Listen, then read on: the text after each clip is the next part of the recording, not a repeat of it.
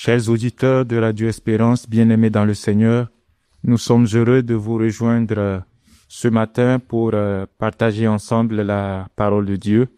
Nous sommes au 33e dimanche du temps ordinaire année C et l'Église propose pour notre méditation l'Évangile selon Saint Luc au chapitre 21, versets 5 à 19, où le Seigneur Jésus nous rappelle que ce qui nous sauve, ce qui va nous donner la vie, c'est la persévérance face à toutes les épreuves, à toutes les difficultés que nous pourrons rencontrer sur notre cheminement spirituel, dans notre cheminement spirituel. Nous allons, pour commencer cette méditation, invoquer le Saint-Esprit et implorer son secours qu'il nous éclaire tout au long de cette Lectio Divina. Viens, Esprit de sainteté, viens, Esprit de l'unité, viens, Esprit de feu, viens nous embraser. Évangile de Jésus-Christ selon saint Luc. En ce temps-là, comme certains disciples parlaient du temple, des belles pierres et des ex-voto qui la décoraient, Jésus leur déclara : ce que vous contemplez, des jours viendront où il n'en restera pas pierre sur pierre. Tout sera détruit. Ils lui demandèrent : Maître, quand cela arrivera-t-il ? Et quel sera le signe que cela est sur le point d'arriver ? Jésus répondit : prenez garde de ne pas vous laisser égarer, car beaucoup viendront sous mon nom et diront : c'est moi, ou encore : le moment est tout proche. Ne marchez pas derrière eux. Quand vous entendrez parler de guerre et de désordre, ne soyez pas terrifiés. Il faut que cela arrive d'abord. Mais ça ne sera pas aussitôt la fin. Alors Jésus ajouta : on se dressera nation contre nation, royaume contre royaume. Il y aura de grands tremblements de terre et, en divers lieux, des épidémies et des famines. Des phénomènes effrayants surviendront et de grands signes venus du ciel. Mais avant tout cela, on portera la main sur vous et l'on vous persécutera. On vous livrera aux synagogues et aux prisons. On vous fera comparaître devant des rois et des gouverneurs à cause de mon nom. Cela vous amènera à rendre témoignage. Mettez-vous donc dans l'esprit que vous n'avez pas à vous préoccuper de votre défense. C'est moi qui vous donnerai un langage et une sagesse à laquelle tous vos adversaires ne pourront ni résister ni s'opposer. Vous serez livrés même par vos parents, vos frères, votre famille et vos amis. Ils feront mettre à mort certains d'entre vous. Vous serez détestés de tous à cause de mon nom. Mais pas un cheveu de votre tête ne sera perdu. C'est par votre persévérance que vous garderez la vie. Acclamons la parole du Seigneur. Grâce à Dieu. Alors, au milieu de tous ces signes, toutes ces catastrophes que Jésus énumère dans cet évangile, comme l'évangile c'est une bonne nouvelle, on peut se demander mais quelle bonne nouvelle, quelle lumière, qu'est-ce qui va m'aider à vivre tout ce qui est annoncé ici dans l'évangile qui m'ont précédé sa venue dans la gloire.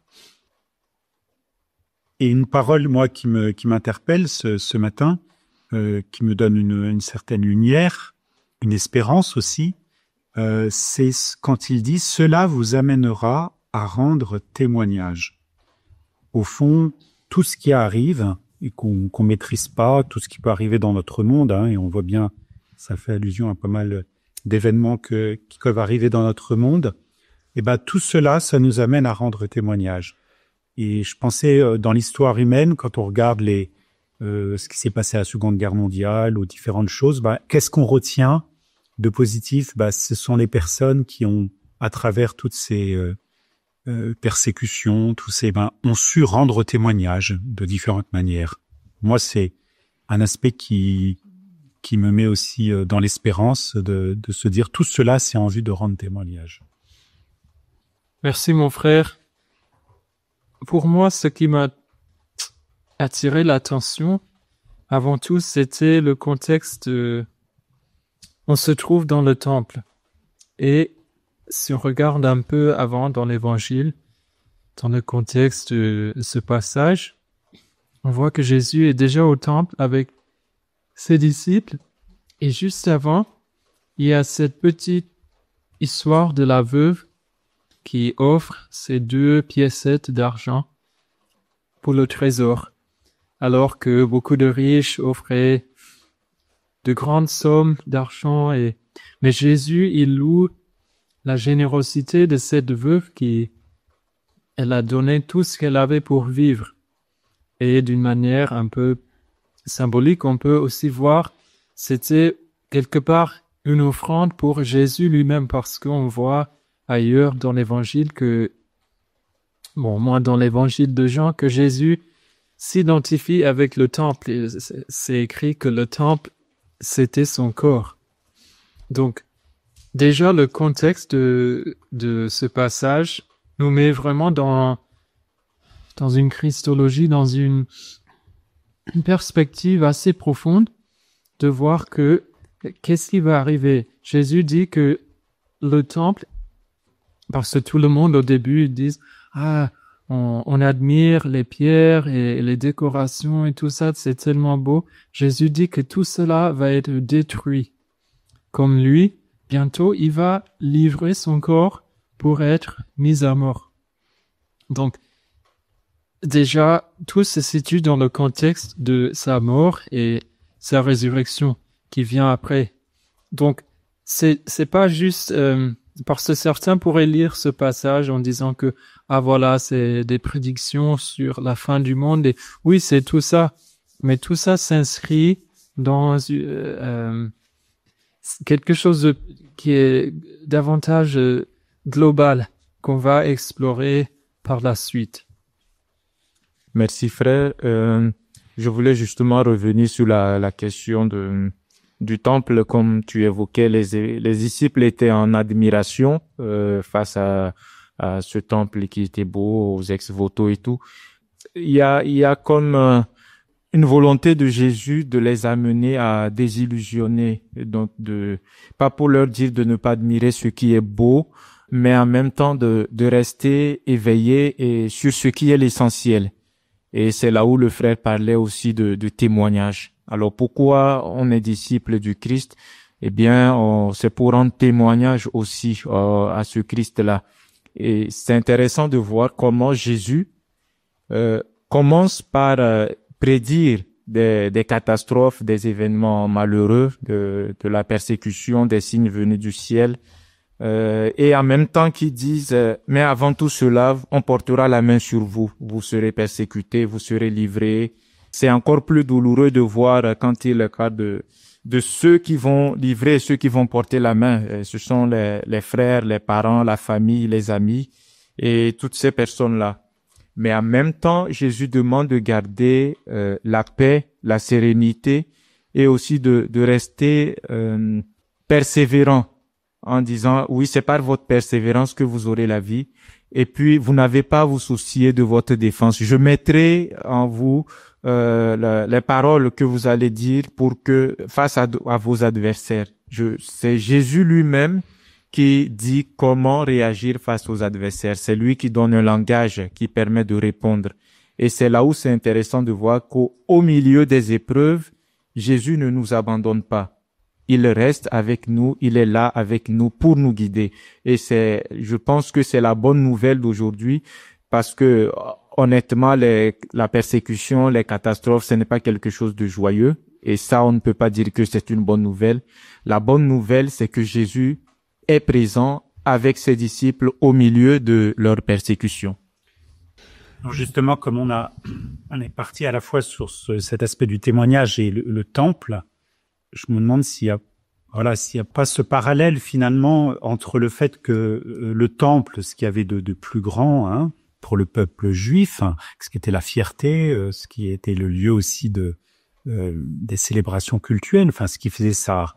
On pourrait faire un parallèle en France, Notre-Dame, voilà, c'est la fierté, le rayonnement de toute une nation, eh bien, ça va être détruit. Hein, il dit même tout sera détruit. Et en même temps, c'est pas la fin, quoi. Et je trouve que c'est un peu la même chose quand il dit, ça renvoie aussi pour nous. Parce que c'est pas simplement le temple qui va être détruit, c'est pas simplement et ça va avoir lieu dans l'histoire, hein. Ça va se réaliser. Mais c'est aussi nous, parce qu'on est le temple du Saint-Esprit, on est aussi ce temple de Dieu, qui vont être persécutés, qui vont être éprouvés. Et Jésus nous dit, non, ça sera pas la fin, quoi. Même si vous allez connaître, entre guillemets, cette destruction, même que ce temple, cette destruction, elle n'est pas totale parce que vous pourrez rendre témoignage. Il y a quelque chose qui va se réaliser. Il y a quelque chose peut-être de plus grand qui va émerger. Oui, là, je reviens un peu justement sur cette destruction là. Je vais vous lire un petit passage de Saint Ambroise là. D'ailleurs, ceux qui sont abonnés à Paroles et Prières, vous pourrez lire le texte en entier. Alors Saint Ambroise nous reprend la citation de l'Évangile. Il ne restera pas pierre sur pierre, tout sera détruit. Ces paroles étaient vraies du temple construit par Salomon. Car tout ce que nos mains construisent succombe à l'usure et au délabrement, est renversé par la violence ou détruit par le feu. Bon, là, je pense que tous ceux qui voient un peu ce qui se passe dans le monde depuis 2000 ans, c'est Jésus là, Saint Ambroise n'a rien inventé déjà à l'époque. Mais il existe aussi un temple en chacun de nous qui s'écroule. Alors là, c'est ça qui est important, qui s'écroule si la foi fait défaut, et particulièrement si au nom du Christ on cherche faussement à s'emparer de certitudes intérieures. Je pense que notre temple intérieur ne sera pas détruit si on a la foi. Si on a la foi et si on reste persévérant, et ça c'est la fin d'Évangile, si on reste persévérant pour garder notre vie et notre temple intérieur. Donc il faut pas s'attacher aux choses extérieures, parce que de toute façon tout va s'écouler. Le monde le prouve tous les jours. Mais par contre, ce qui est important, c'est notre temple intérieur, et celui-là, il faut le préserver par notre persévérance et notre foi. Oui, tout à fait. Donc on voit qu'il y a vraiment un enjeu ici, cette dichotomie entre ce qui est matériel et spirituel. On voit à maintes reprises dans l'Évangile, Jésus nous invitait à privilégier le spirituel. C'est pas non plus pour négliger le matériel, parce qu'on a quand même des corps, on est des êtres de chair et d'esprit, mais quand même, il y a quand même une priorité sur ce qui est spirituel, qu'on laisse que le corps et tout le monde matériel, les choses temporelles se laissent guider par l'esprit, par la raison, par l'amour. Donc déjà c'est tout le travail d'une vie. Comme êtres humains, on est naturellement porté vers ce qu'on peut voir, ce qu'on peut toucher, et c'est pas mauvais, mais de ne pas s'arrêter là. Parce qu'il y a tout un monde intérieur, comme le frère vient de dire, qu'il faut en prendre soin.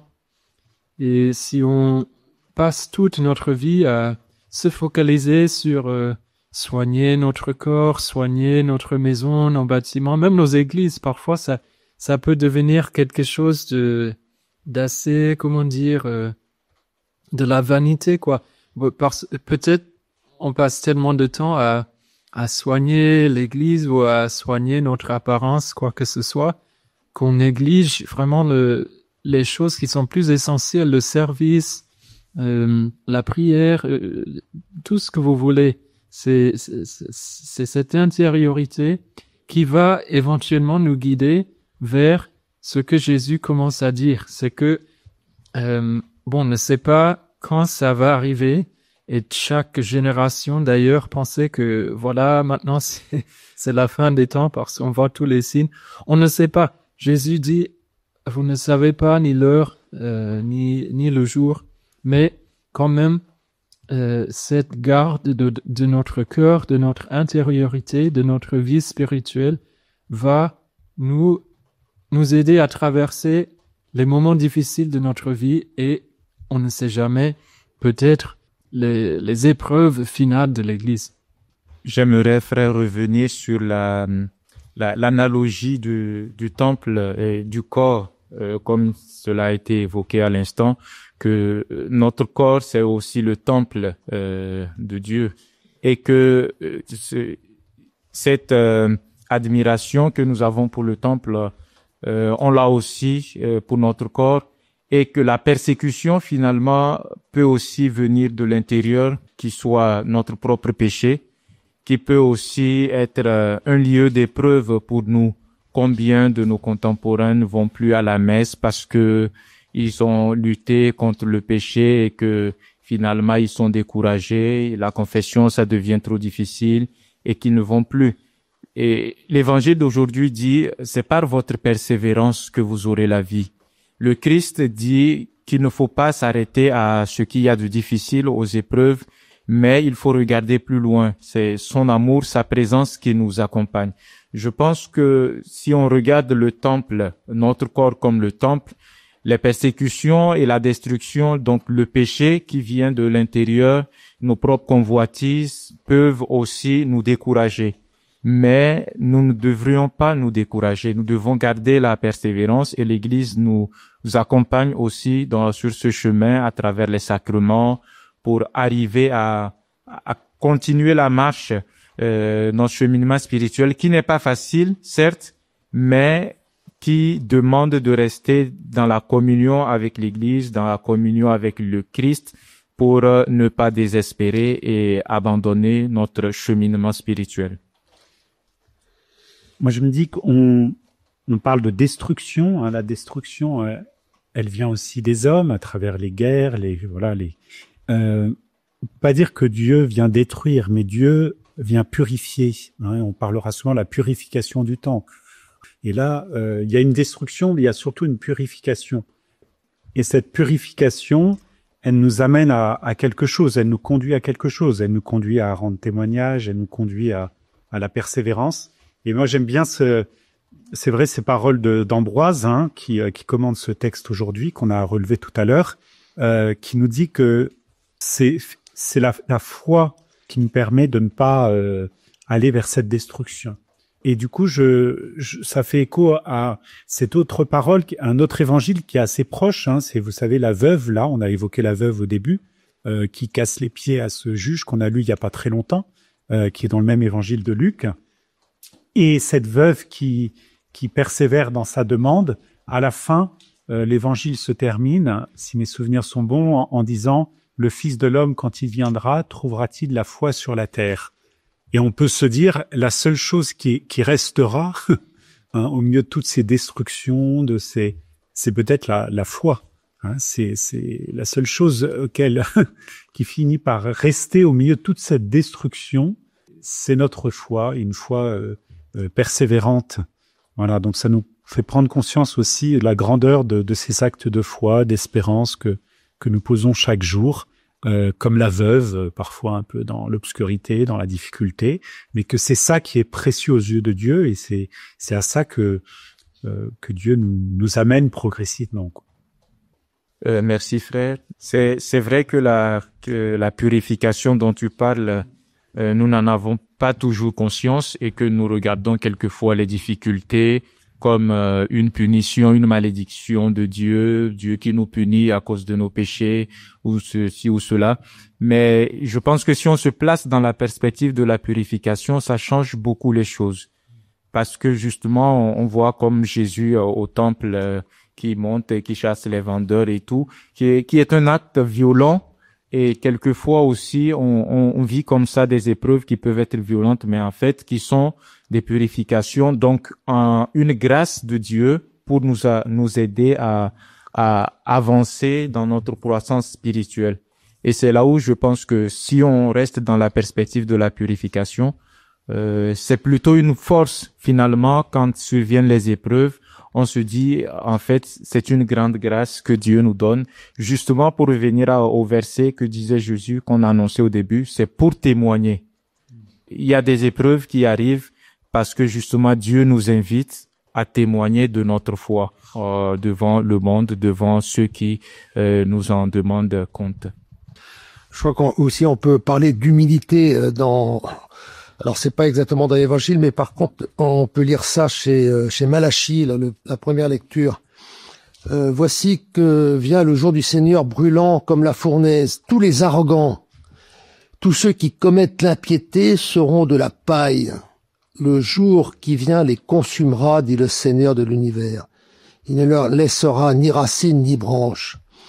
Mais pour vous qui craignez mon nom, le soleil de justice se lèvera, il apportera la guérison dans votre rayonnement. Donc là, il faut pas être arrogant, quoi. Tous les arrogants, tous ceux qui se croient les meilleurs, qui veulent détruire, parce qu'en fait là, on parle de guerre, etc. Mais il y a aussi des hommes qui se détruisent entre eux par leur arrogance, leur orgueil. Et ça, Malachie déjà avait prévu que ces gens-là allaient se consumer comme de la paille. Hein, le jour viendra, les consumera, dit le Seigneur de l'univers. Donc il faut être persévérant et surtout dans l'humilité.